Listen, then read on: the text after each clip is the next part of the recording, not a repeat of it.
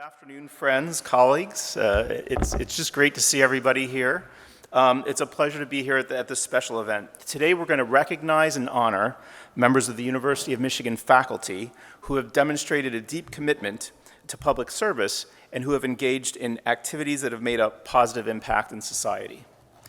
Since 2017, the President's Award for National and State Leadership and the President's Award for Public Impact have stood as a testament to our institution's tradition of social responsibility. This university, the University of Michigan, and it's always a great day to be in Ann Arbor, isn't it? When you think about all the amazing things that happen here. We have a long history of working to make a difference in the lives of our communities, our state, and beyond. These awards celebrate that tradition and recognize the important work of individuals who share this commitment. As we look to the future, the many ongoing challenges we face as a country and a planet are clear, from global climate change to gun violence, income inequality, and the next pandemic. The value of sharing our research and our expertise with the public has never been greater.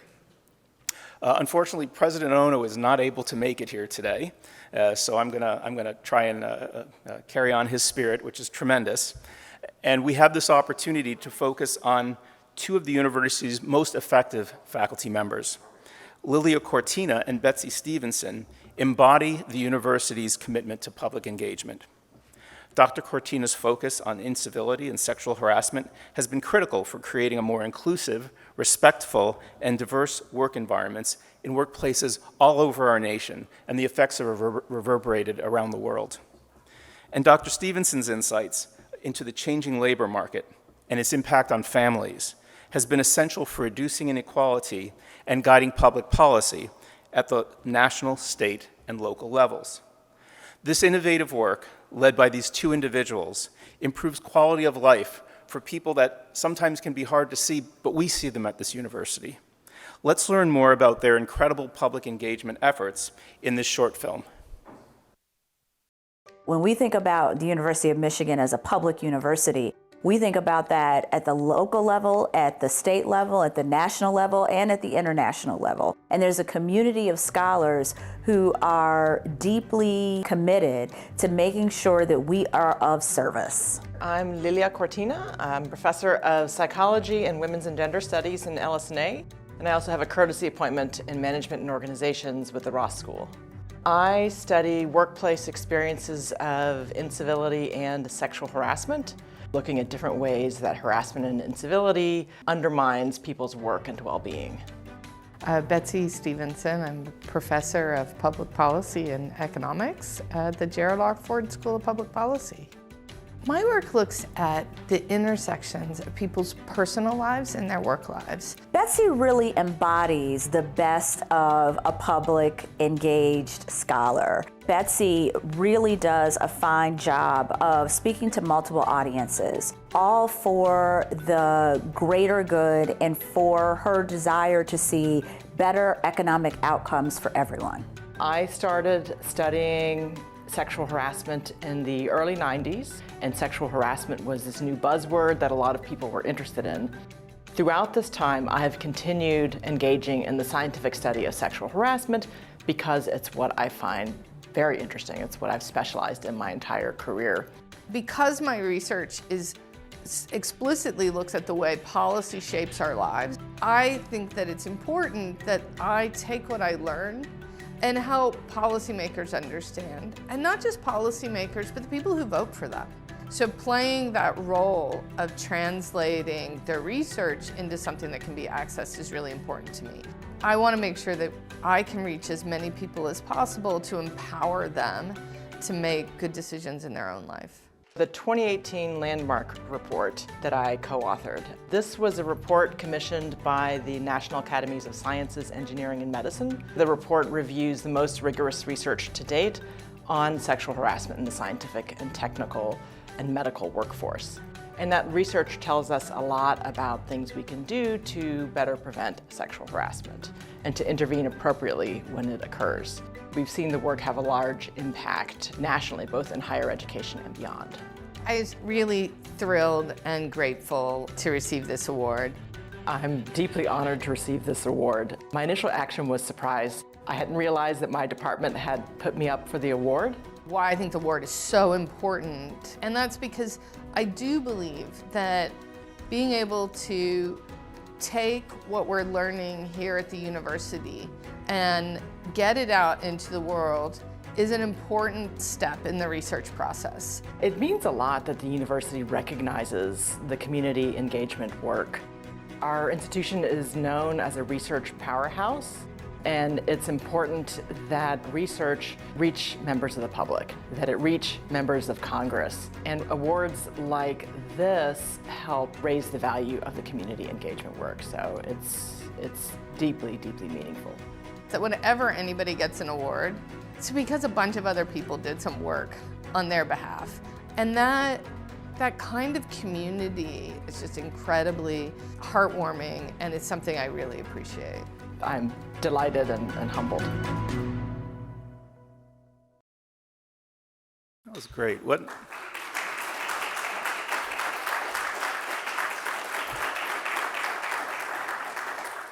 Incredible stories and so inspiring. So would you like to learn a little bit more about the awardees? Yeah. Great, okay, all right. I take that as an affirmative vote. Excellent. So Professor Lilia Cortina is someone who understands the power of public engagement firsthand.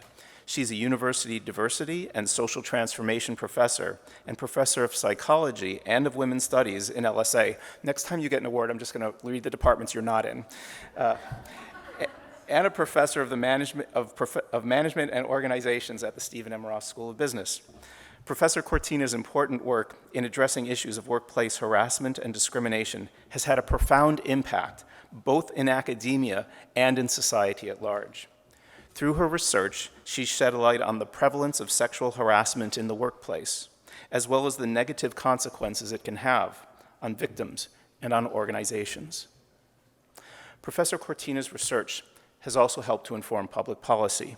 In just one example, Professor Cortina joined colleagues in 2018 to co-author a landmark report on sexual harassment for the National Academies of Science, Engineering, and Medicine that has been referenced in 5 proposed pieces of legislation and hearings.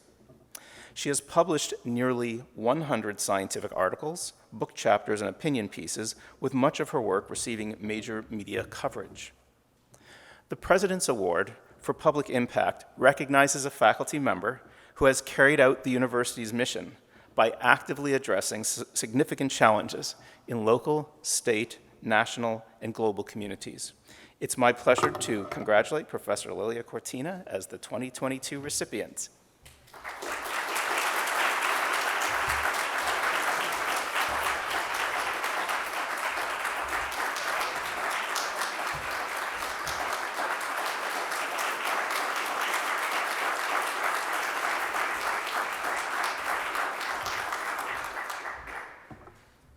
But wait, there's more.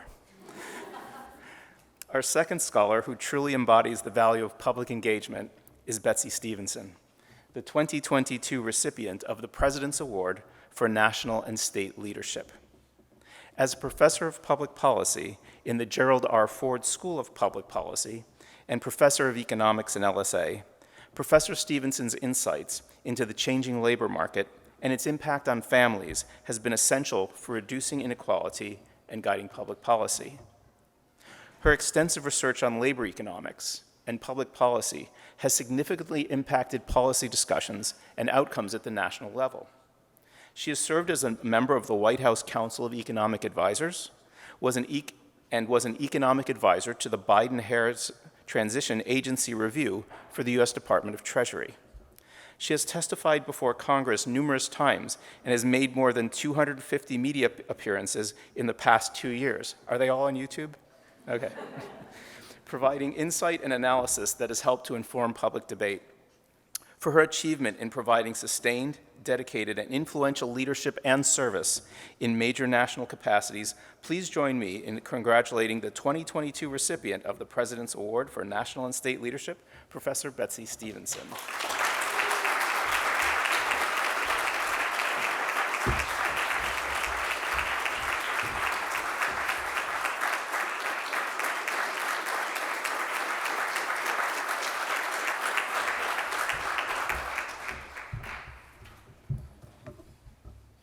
right, well, this is great. So there's more, right? I'd now like to invite our two other panelists to the stage for discussion about the importance of public engagement. Joining Professor Cortina and Professor Stevenson are Dr. Patrick Carter and Dr. Lou Schaefer. You guys want to come on up, and then I'm going to talk about you a little bit. Why wait?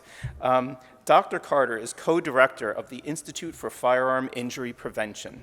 He is also an associate professor in the Department of Emergency Medicine in the School of Medicine, as well as an associate professor in the Department of Health Behavior and Health Education in the School of Public Health. Dr. Schaefer is the director of Poverty Solutions. He also serves as the Associate Dean for Academic Affairs and the Herman and Amelie Cohn Professor of Social Justice and Social Policy at the Gerald R. Ford School of Public Policy, and a Professor of Social Work and in the School of Social Work. Next year, you should bring bingo cards that have like the names of departments, because somebody would have won by now. People from all over our state and nation are benefiting from the leadership shown by Dr. Carter and Dr. Schaefer, and from the work of their respective organizations. So now we're gonna move to a Q&A. You guys ready? First one's multiple choice. No, it isn't. Okay, so my first question is for Dr. Stevenson. So prior to joining the University of Michigan, you served as the chief economist in the U.S. Department of Labor, and you advised President Obama on social policy, labor market, and trade issues as a member of the Council of Economic Advisors. How did your experience in serving in leadership roles across the federal government influence your approach to public engagement at the University of Michigan? Well, the first thing it did was influenced my research, because I started to learn that if you're asking questions, you probably want to understand if you have an audience for the answers. And you know, meeting the demand, what is it that the members of Congress really want to know? If you're doing policy relevant research, then understanding what they want to know and what they don't know is important. Then the second step is thinking about what's the best way to communicate that research. How can they take it in and absorb it? And it really is clear when you're in that position that someone's got to bring them the research. They don't go out and read primary source research themselves. If they've got really good staffers, maybe those staffers will check something out, but they're overworked. And so I think it shows how important it is that we are able to figure out what's the big takeaway from our research. Because even a smart person who's working in public policy, staffing somebody who's going to be a decision maker, and they see some big academic paper, it can be hard for them to see what the big takeaway is. And so making sure that we're figuring out, well, what is it that we've learned, and what is the news they can use? And then how do we get it to them? Because I saw research have really, really profound impacts on policymaking, but only when it was repackaged. And that's a lot of what we do at the Council of Economic Advisors. There was trying to figure out what's the research out there that we can bring to the table when they're having policy discussions. And if you got smart people working in policy, they might be able to find that out, but I'm a big advocate that the university needs to play a huge role, because we're creating all this research and we want to see it change the world. Yeah, and so you've had the success, and there are so many people on campus who have ideas with great potential to improve quality of life. Do you have advice on how the university or departments or schools can encourage faculty to maybe be more effective as you have? I recently visited the Hemingway House, and I picked up this little book, which was Hemingway's top tips for writing. And it was like, use simple words, use simple sentences. And I was like, we should buy this all for the faculty and remind them that you don't have to have big ideas that are really powerful. You don't have to use big words. So communication really, really matters. So that's my big advice, is faculty should think about communicating to a wide audience. And if you think about, Hemingway as a writer, he had been a journalist. When you're a journalist, you write to like an 8th grade audience. And that's not putting your audience down. It's just like, that's what people have time to absorb. So that's my big advice to the faculty is you got to write in a way that people can hear. Yeah. Thank you so much. Thank you. Next question's for you, Dr. Cortina. So you co-authored the 2018 landmark report on sexual harassment as part of a consensus study from the National Academies. The report, if you're interested, Sexual Harassment of Women, Climate, Culture, and Consequences in Academic Sciences, Engineering, and Medicine. The report spurred legislation in Congress and was the catalyst for transformational change in the way that the whole federal research enterprise approaches safe, inclusive, and equitable research settings. Did you envision that outcome when you were working on the report? Not at all. I mean, yes and no. If I back up, when I started studying sexual harassment, this is in the 90s, I mentioned this in the video, this was a new term, a new thing that people barely understood. Sexually harassing conduct was nothing new. I mean, working women had had to put up with that for decades, but there was no language for it. There was no science addressing it. So we started out simply, our first task was putting sexual harassment on the map as a topic worthy of scientific inquiry. So we conducted dozens of studies, published all kinds of articles, and just established the fact that this is common. Sexual harassment is real and it causes real harm to people's work and well-being. But to see that research move from academic journals into a landmark report into federal law what was amazing. This report really sort of changed the conversation around sexual harassment. So it's understood now as not just a women's issue, but a science issue, a medicine issue, a humanities issue. So a problem that interferes with work and learning in those spaces and pushes people out of them. As you mentioned, it's made its way into various pieces of legislation, one of which was signed into law recently. If you had asked me a decade ago whether this would happen, I would have laughed out loud. Never saw it coming. When you were doing the foundational research that informed so much of that report and its impact, and you think about someone who's in a similar position today with maybe with ideas that could have that type of impact, is there advice that you could give them or stories of mentors that you had that kind of helped you think about how to go from this amazing researcher to building a bridge to these ideas and frameworks that, in my view, change the world? Yes, I've had incredible mentors along the way. Most notably, my graduate school advisor, Louise Fitzgerald, who was then a professor of psychology and women's studies at the University of Illinois. And she pioneered the scientific study of sexual harassment. So when I began graduate school, she had just come off of serving as a social science consultant to Anita Hill's legal team in the Senate confirmation hearings of Clarence Thomas. So she really demonstrated what it means to be a very public scholar, to do great cutting-edge feminist science and take it to a very public stage. So seeing those kind of role models have been huge throughout my career and to this day in my career. Thank you. That's amazing. I want to turn to Dr. Schaefer. My next question's for you, sir. So we saw you on this stage last year. Was this event here? We were at the Ross School. At the Ross School, okay. As you were awarded the 2021 President's Award for Public Impact. So you've dedicated your research career to eradicating poverty and addressing the impact of poverty on families and communities. This led to the creation of Poverty Solutions, which, if you don't know about it, it's this unbelievable thing that you lead and that university does.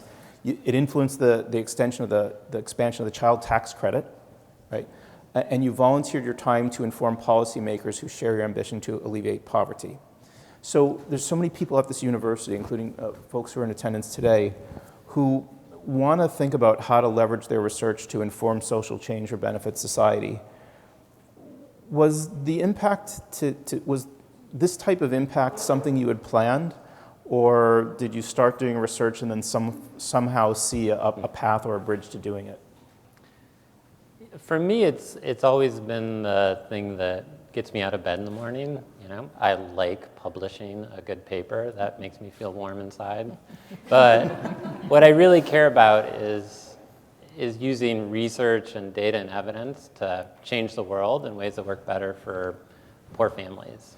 And I think I've been lucky to have my entire career here at U of M where I think not a month probably goes by where I don't hear the story of a colleague that makes me think, what have I done with my life? You know, just these incredible stories of impact. And I'm lucky to work with Betsy, who not only has changed the way the labor market works in important ways, has been a part of decisions on that, but also decisions on fertility that's actually shaped like the country, decisions that have reduced poverty through expansion of things like SNAP. So I feel like I've been lucky to be at the university, and there's been a couple times in the course of my career, I remember very early on, I and a few colleagues have been looking at data, and we were quite sure that the Snyder administration was falsely accusing UI claimants of fraud, which was a little awkward at the time. I wrote a letter to the Department of Labor, but also had a great conversation with Cynthia Wilbanks, who was such a wonderful director of government relations and served the university so well. And she never was anything but supportive and sort of understanding sort of what we were doing, and we should make sure we also give the report to the governor's people and the right way to do it. But I just really, from that day, I've just sort of admired the way the university really, I think, makes a commitment with this award and in other ways to say, this is the work we want to do. This is work that's important to us in a way that I think other universities do not. Yeah. So Dr. Schaefer, you've had such incredible success. I'm wondering if the engineers, I don't know if there are any engineers in the audience, but if they were to invent a time machine and you could go back and talk to yourself like 10 years ago, is there advice that you would give that version of yourself to kind of help them maybe have, a different type, more impact earlier? I like sort of one of the things Betsy said at the start, which is being willing to investigate questions that people are asking about. And that's where Poverty Solutions, where we've gotten to over the years, is start by asking questions. And you end up doing all sorts of weird work you never expected to. We've done work on auto insurance and dental scope of practice. But it stays it makes it pretty interesting. And also it's just so much easier to impact change if you're willing to start it as a conversation versus thinking this is exactly, what I want to study, and my goal in going into the policymaker's office is to convince you that this is the thing you should care about too. That's great advice. Thank you. I hope all the young people, and that's all of us, I guess, are taking notes. So there's so many ways that our faculty are influencing state and local decision making in ways that can transform people's lives. Dr. Carter, you conduct and translate multidisciplinary research to formulate and answer critical questions about firearm industry injury prevention. So there's a huge issue with the potential for incredible social impact, but really some big challenges too. Mention of the topic itself can draw out all kinds of emotions. And for a time, it was so divisive that federally funded research on the topic was banned for about, 10, 15 years? 25, yeah. 25 years, wow. So how have you been able to use your voice to elevate the dialogue around this issue at both the state and national level? I think actually you heard the answers in all the threads of what you've heard so far. So, I think as you heard from the other professors, engaging with communities that are impacted by this problem is critical, getting their input into helping to develop the solutions, but grounding that work in the science. One of the first issues we had to sort of move to in firearm injury prevention was kind of what I was hearing you talk about, which is we needed to have people understand there is a science of injury prevention, and there's a whole field around that, and there's theory, and there's frameworks for how we solve these problems, and there's evidence of success from other injury prevention fields, and that we could make progress on this issue, which is clearly very politically charged, without taking away people's guns, that there were areas we could move into to prevent injuries. And so it was starting to have that conversation, but also being able to translate that into ways that policymakers could understand that this wasn't threatening to their political viewpoints, that really it was focusing on reducing death and injury. And so I think it's about being able to do all the things you kind of heard up on the stage tonight.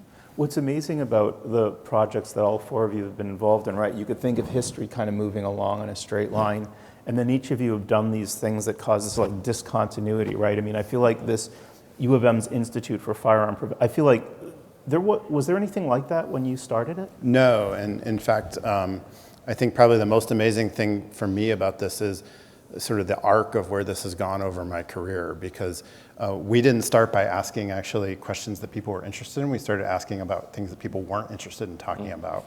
And when we started thinking about this issue, I had mentors tell me, don't go into this. There's no field here. There's no funding. I had one mentor who didn't tell me that. It was Vice President Cunningham.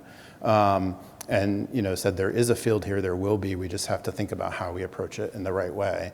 And we started asking questions, and we started publishing, and we started translating that research into policy and programs that would help solve the problem. And now we're at a place where it is a part of the public discourse in a way that it wasn't 15, 20 years ago at all. So things have changed dramatically. This is so inspiring, and I have a question for all of you, and anybody can jump in. Is there something special about the U of M that facilitates these huge changes? I mean, they're really significant. I mean, do you think this could have happened elsewhere, or? I could turn it multiple choice. True, false. That's easier. I think that there's a special part of the culture of U of M that has the can-do spirit. I think you can see it in the name Poverty Solutions, which I didn't come up with, but I think really reflected what we wanted to be about.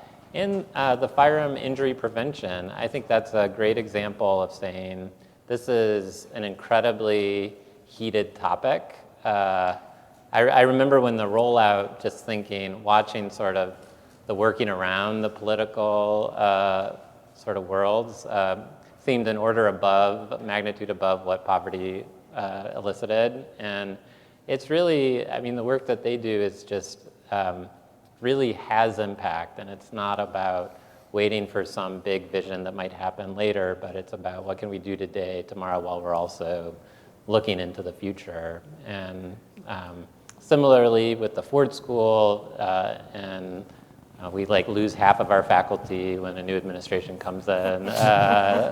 Luckily, Betsy stayed this time around. And we're good with that. So I think there is a deep ethos to the place.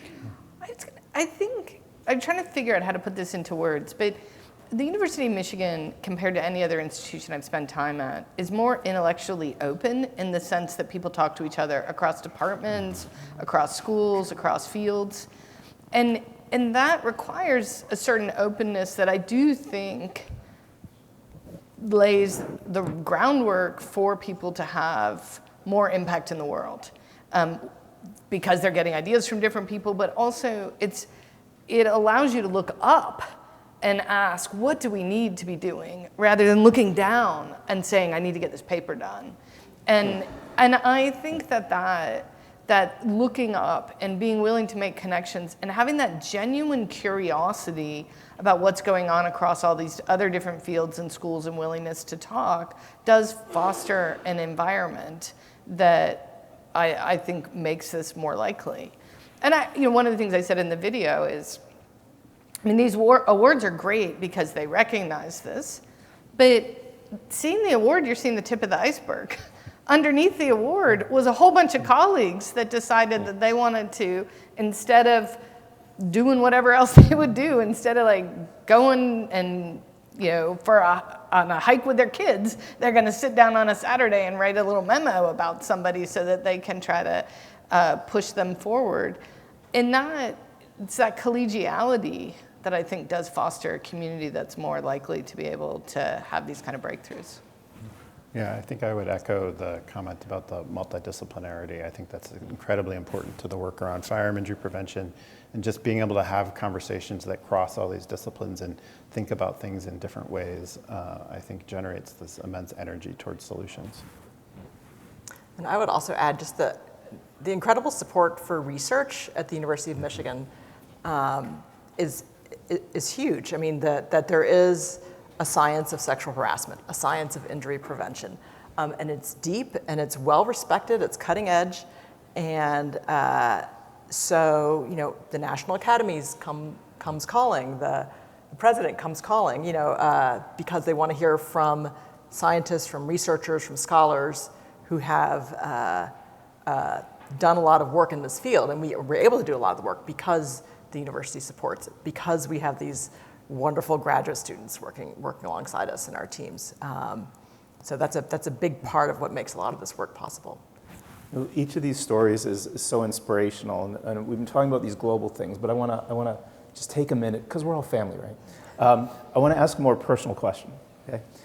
So when you think about the work you've been doing, was there a moment where you could see or feel the impact in a way that either surprised you or is particularly memorable? Like goosebumps type thing. I can start there. One very memorable moment was last year when the CHIPS Act was signed into law. And a lot of people would wonder what that has to do with sexual harassment. But the full title is the CHIPS and Science Act. And the science piece includes a whole section on sexual harassment response and prevention in the scientific workforce. It cites that National Academies report that we worked on extensively. It implements a lot of the recommendations, like directing the NSF to fund more sexual harassment research, directing the NSF and the NAS to develop new standards of conduct for scientists, steering research dollars away from known harassers. So principal investigators who've been formally found responsible of blatant acts of sexual violence had never been at risk of losing their federal funding dollars until the CHIPS Act. So seeing that signed into law last year was a wonderful, amazing moment. So I have two quick things. One was before I ever went into government, right at the very start of the Obama administration, the Secretary of Education stood up and said, we're going to strengthen penalties for Title IX violations, and then cited my work on Title IX as the reason behind why they were making that policy change. And I had no idea that was coming. Like, I saw it in a newspaper article on it. So that was that goosebumpy moment.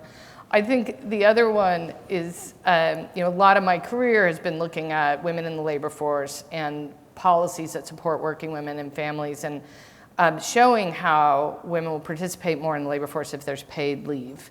And one of the last things I did in the Obama administration was worked on an executive action to give a paid sick leave to federal contractors, so something similar. And a lot of people said, Betsy, we shouldn't do this. It's too close to the end of the administration. If a Republican wins, then it will get overturned. And I said, if a Republican wins, let them overturn it. And then you'll all know that the Republicans took away paid leave. And you know what? That was one of the few executive actions President Trump did not take away. So we got it done. We got paid sick leave for federal contractors, and they still have it today. Yeah. I mean, I have two I'll talk about. One is the sort of goosebump moment, which is, in the 2016 presidential debates was the first time I had heard politicians talk about firearm injury prevention in a way that was how we were framing it and how we were discussing it. Is this really focused on how we reduce firearm injury and death? And so that to me was like a sea change in the way that, in the public sphere anyway, people were starting to talk about this issue and bring it to the forefront in the way that we think about it as an injury framework. And then the second is when, which was probably the more impactful one, is when the NIH and CDC began funding research again in this space. And I think that, we'll have a sea change in the coming years in terms of what we see for programs and policies that are effective in reducing this key health problem. Yeah, so in 2016, 2017, some colleagues and I wrote this paper that suggested let's convert the child tax credit into $250 per kid, $300 per young kid. And the paper actually was in my packet when I went up for full professor. And I will always remember that one of the reviewers said, I guess it's fine for Schaefer and his colleagues to talk about things that will never happen in the United States. So if you're out there, But it was like pie in the sky at the time, and you know, after talking with some policymakers who'd been advocating for child allowance and this sort of stuff for a long time, it turned into a bill called the American Family Act that had a couple of sponsors and gained steam. And then when the pandemic hit, the president put it in the American Rescue Plan, and then it became law for a year. And we could see what happened. So Betsy and I have a great Vox piece about the plummeting of child poverty to the all-time low as a result in 2021.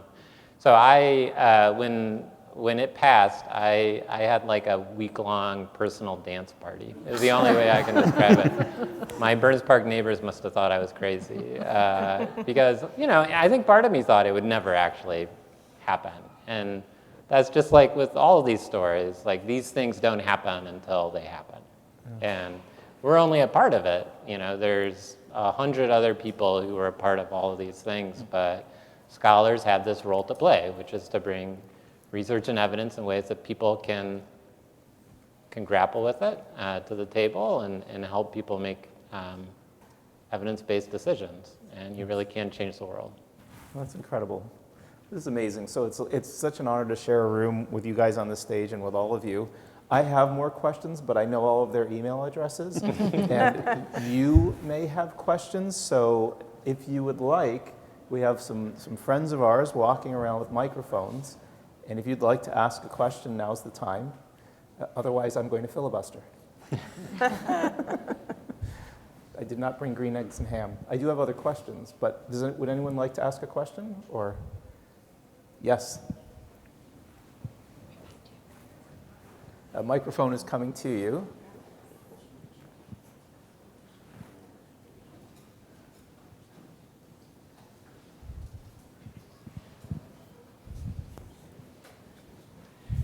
Yeah, thanks for a wonderful panel discussion. As an international faculty, I have a question concerning the ability of policymakers or scholars to actually look beyond the borders of the US to solutions that other countries have done. For example, Australia with guns, or Europe with the social safety net, and learn from that and maybe use science based on the experiences in other countries as a basis for policy making here. Is that even possible because of American exceptionalism or not?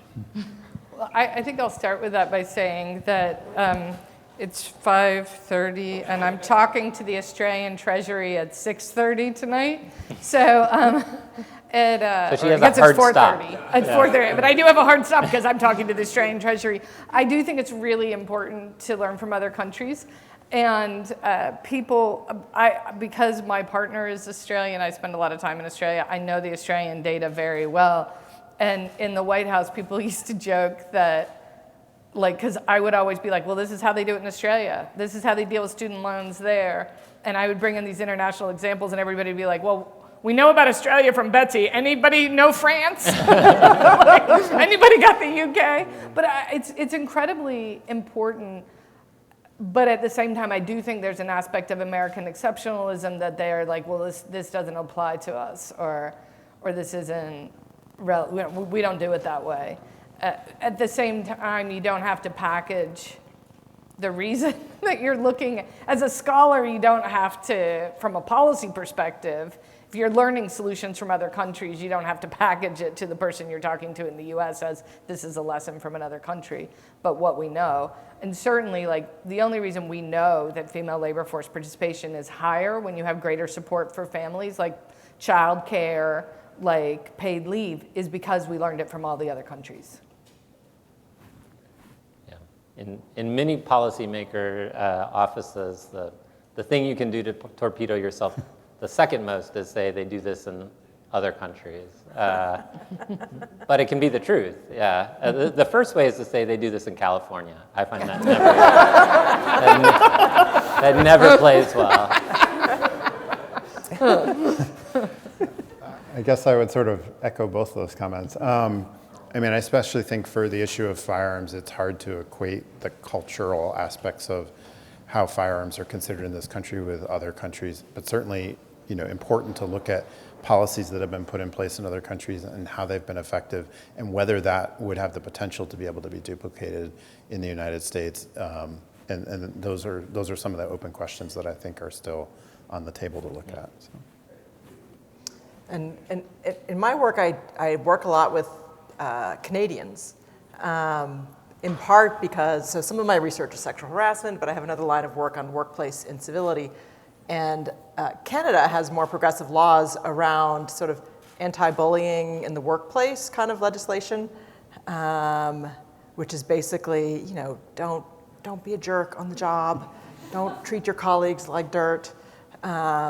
Which we don't really have that at all here. If you're doing that based on sex or race or another protected characteristic, you're in trouble.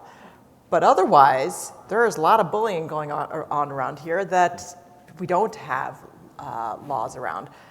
So in the Canadian context, there's a lot more interest in the research and whatnot. And so I do think we have a lot to learn from other nations, and we'll continue to learn from them.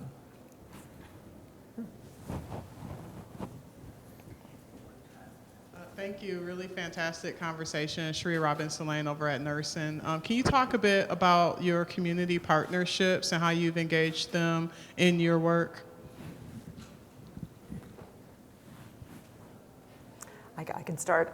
So a lot of my research has been working with organizations that are interested in creating more respectful or inclusive or harassment-free work environments. That, you know, they want to do that, and we tell them the first thing you need to do is you need good data. So let us come talk to your employees, let us survey your workforce, and that's where we built a lot of the science. And then we use that evidence to support new policies or practices or whatnot. And I generally find that to be a very effective way to get buy-in for the changes, because, you know, if you cite national statistics or other organizations' data, you know, people listen-ish, but if you say, and here's what's going on in your department, here is what your people have reported, then they really listen. And we've learned a lot from hearing what's going on in the medical field, what's going on in the lives of attorneys involved in federal litigation. We've heard a lot of horror stories in every field. It's not unique to any one, but it really helps inform the science and move it forward. And I think community engagement is at the heart of kind of all the research we do in the Institute for Firearm Injury Prevention. I'll give you two examples. I mean, you can't, if you're looking to how do we address issues around, let's say, locked storage of firearms in homes, you can't figure out how to create an intervention or develop an intervention or put it into place or implement it without talking to firearm owners about, you know, why they don't store a firearm with a locked device, and understanding that at some level and developing interventions and policies and programs that are able to help address that. And whether that solution becomes something that's more in the engineering space because it's not behavioral, or whether it's vice versa, like you have to have that input from your community partnerships in order to help drive those solutions. And the same thing across interpersonal violence and other forms of suicide prevention. And so those community partnerships are critical to informing the science. And sometimes that takes the form of community helping to push forward new programs and policies. And sometimes it's about understanding what's currently going on and seeing if we can overlay a scientific framework on that and understand whether it's working or not. And so it works both ways, and it has to be that bi-directional discussion. Yeah, for Poverty Solutions, much of our agenda is driven by community partners. We often just try to front load the relationships where bringing data about their community or organization that they don't have access to, that they're interested in, can sort of show, I think, the value of partnering with us. Try to stain to what our strengths are, which are research, analysis done in partnership. Interestingly, I think we, from time to time, we have these interesting conversations with community partners where they'll say, what we really think is that our community needs financial literacy classes. And we're put in a place where we have to say, totally understand that, but there have been hundreds of studies of financial literacy classes, and the effect seems to be a very precise 0. And so we think it's important to share that, right? And so that sometimes puts us into awkward situations. But on the other hand, I think if you do it out of a place of respect, it can actually deepen that, because you're being sort of honest and sharing what you have to share. What I try to do is work, communicate across all different levels in which people want to be engaged on. Mostly I work on national policy issues, a little bit at the state level, but sometimes that will be taking things to, state level policymakers and talking directly to them. And sometimes it's just really being out in the community. I mean, I do a lot, as Skip mentioned, I do a lot of press. So I'll go on TV, or I'll talk to the newspaper, or I'll be on the radio. I do NPR a lot, and I do podcasts a lot. Why do I do all those things? Because I want to be able to talk directly to people. I want to empower people through their own knowledge of understanding economics and also understanding the economy and the world around them. Particularly in the last 3 or 4 years, it's been kind of crazy. And so it can be really empowering to feel like you understand it a little bit better. And I've done pieces with Time for Kids, which is geared at 4th graders. So I really feel like it's about, I got to speak at all different levels in order to feel like what I'm doing is educating, as broadly across the spectrum as I can. And I'll tell you one funny thing to end on that is a friend of mine texted me about a year ago, and he said, my kid is reading this book from Usborne Books. It's like a UK thing, and he's like, you're in the book. They've drawn a picture of you, and there's a word bubbles coming out of your mouth. And I was like, wait, I never talked to them. But I read the word bubbles, and I was like, yeah, I would have said that. All right. Well, we have a moment in the program again to thank our amazing panelists. Thank you. All right.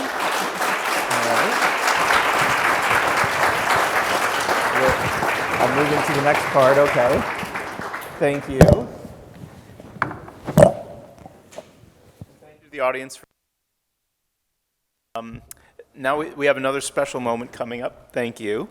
I would like to introduce Deborah Lowenberg-Ball, the William H. Payton Collegiate Professor of Education at the Marsall Family School of Education, and Arthur F. Thurnow Professor, and the Director of Teaching Works. So does anybody have bingo now? All right, great. Dr. Ball's research focuses on the practice of teaching using elementary mathematics as a critical context for investigating the challenges of helping children develop understanding and how to work collectively. She also works on leveraging the power of teaching to disrupt patterns of racism, marginalization, and inequity. She is an expert on teacher education, and her current work centers on how to improve the quality of beginning teaching. Dr. Ball served as the Dean of the School of Education from 2005 to 2016, and as President of the American Educational Research Association from 2017 to 2018. She has been elected to the American Academy of Arts and Sciences and the National Academy of Education, and is a Fellow of the American Mathematical Society and the American Educational Research Association. Dr. Ball was recently appointed to a 6-year term on the National Science Board. The National Science Board has 2 important responsibilities. First, it establishes the policies of the National Science Foundation, and it also serves as an independent body of advisors to both the President and Congress on policy matters related to science, engineering, and education. This is Dr. Ball's 2nd term on the NSB. She was also appointed to the board by President Obama and served from 2013 to 2019. Please join me in welcoming Professor Ball to the stage.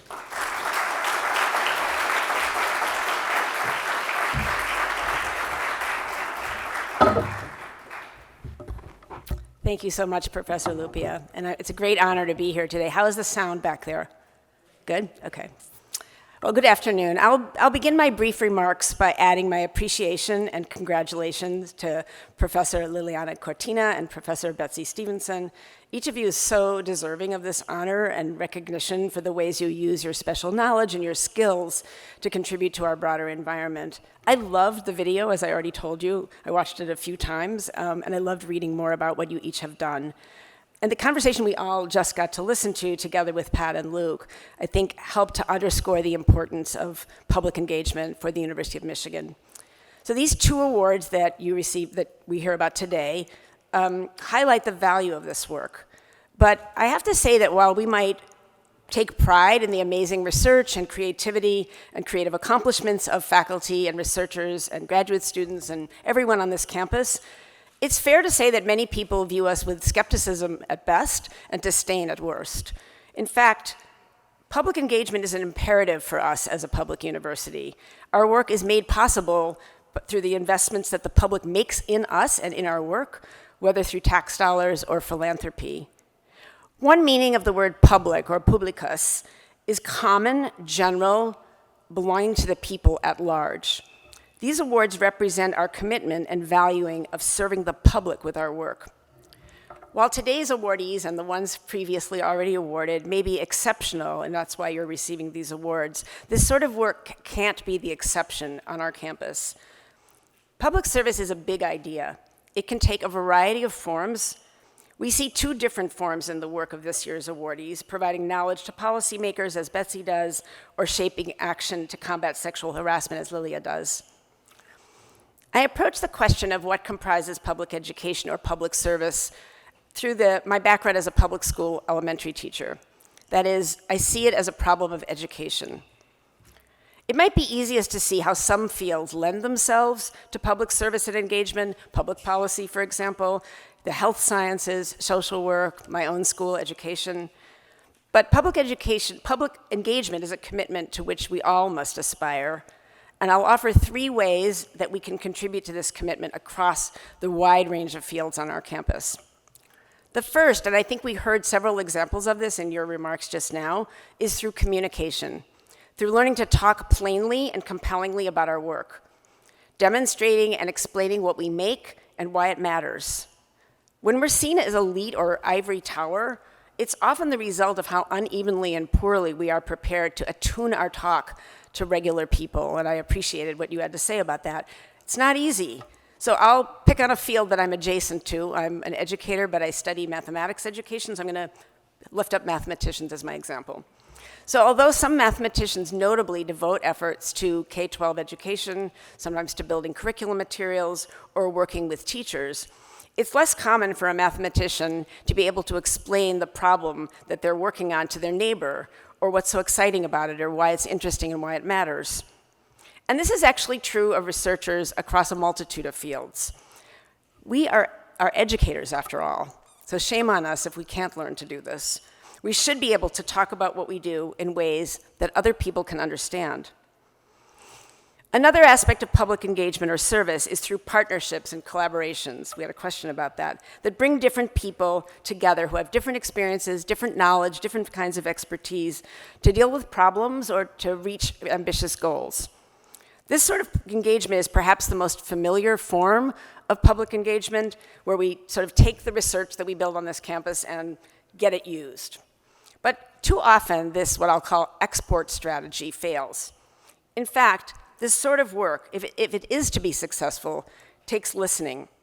Listening to what people in the settings in which we want to reach, what they care about, what they think, how they use knowledge, what matters to them. And that means understanding contexts and understanding what happens to ideas in use in those contexts. It means seeing ways to create action and change together with partners, not simply through importing our knowledge to others. One of my favorite stories from my first experience on the National Science Board came from something that has a very timely purpose tonight for me to tell you this story. Atmospheric scientists reported that they had made enormous gains in studying tornadoes, that they could track tornadoes, they could find the path of tornadoes, they could predict them with increasing accuracy, even amazing accuracy. But they were troubled by the fact that deaths and damage, property damage and deaths, casualties, hadn't decreased. Why was that? Because people didn't listen to the warnings, to tornado warnings. And they had a humbling insight that it actually would take people who study human behavior, human reasoning, in context to make that research actually usable for a very serious problem that we see this week. We've seen plenty of that. A third and crucial form of public engagement and service can be found in the roles that we play in disrupting injustice in our society. The Academy has historically been a site for white supremacy, ableism, sexism, heteronormativity, and classism.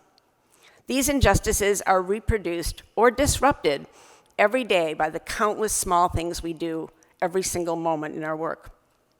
Our choices, for example, to lift up a particular student's work, to interact in a particular way with a staff member, or to create a specific policy, all matter. Our speech and our actions communicate. People around us are learning about others, about who and what competent is, and what's valued. Often we act from habit, and our habits are rooted in patterns that have created harms for members of marginalized communities across time. When we notice and take this aspect of our work seriously, we can see how what we do in these spaces has long-lasting consequences for all those with whom we interact, and thereby for society at large. I remarked earlier that I approached the question of what comprises public engagement through my experience as a teacher. But there's no special cachet that I have for that. We are all educators. The University of Michigan is an educational institution. Learning, communicating, and working collectively is our fundamental business. And it is this that can undergird our ongoing efforts to fulfill our mission to serve the public good. With our awardees this year as inspiration, let's commit to keep learning how to do that together in imaginative, productive, and respectful ways. Thank you.